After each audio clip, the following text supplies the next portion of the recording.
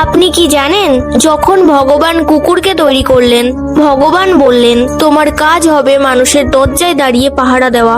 এই জন্য আমি তোমাকে 20 বছর আয়ু দিলাম। তখন কুকুর বলল, ভগবান আমি এত লম্বা জীবনের কি করব, আমাকে শুধু 10 বছরেরই জীবন দিন। ভগবান বললেন ঠিক আছে। তারপরে ভগবান যখন গোমাতাকে বানালেন, ভগবান বললেন তুমি পৃথিবীতে সেবা করবে, অনেক পরিশ্রম করবে আর মানুষদের বাচ্চাদের দুধ খাওয়াবে। এই জন্য আমি তোমাকে দিচ্ছি 60 বছরের আয়ু। তখন গোমাতা বললেন 60 বছরের এত পরিশ্রম আমার পক্ষে করা সম্ভব নয় প্রভু, আমাকে 20 বছর দিলেই হবে। ভগবান বললেন ঠিক আছে। এরপরে ভগবান বানরকে তৈরি করলেন। তিনি বললেন তুমি পৃথিবীতে ঘুরে বেড়াবে, মজা করবে, মানুষদের মনোরঞ্জন করবে, তার জন্য আমি তোমাকে দিচ্ছি 10 বছরের জীবন। বানর বলল প্রভু আমাকে 5 বছর দিলেই হবে। ভগবান বললেন ঠিক আছে। শেষে ভগবান মানুষদের সৃষ্টি করলেন।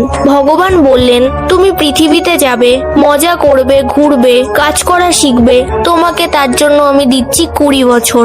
মানুষ বলল প্রভু শুধু 20 বছর, এতে তো আমার কিছুই হবে না। তখন ভগবান বললেন গোমাতার 40 বছর, কুকুরের 10 বছর আর বানরের 5 বছর বাকি আছে, চাও তো এগুলোও নিয়ে নাও।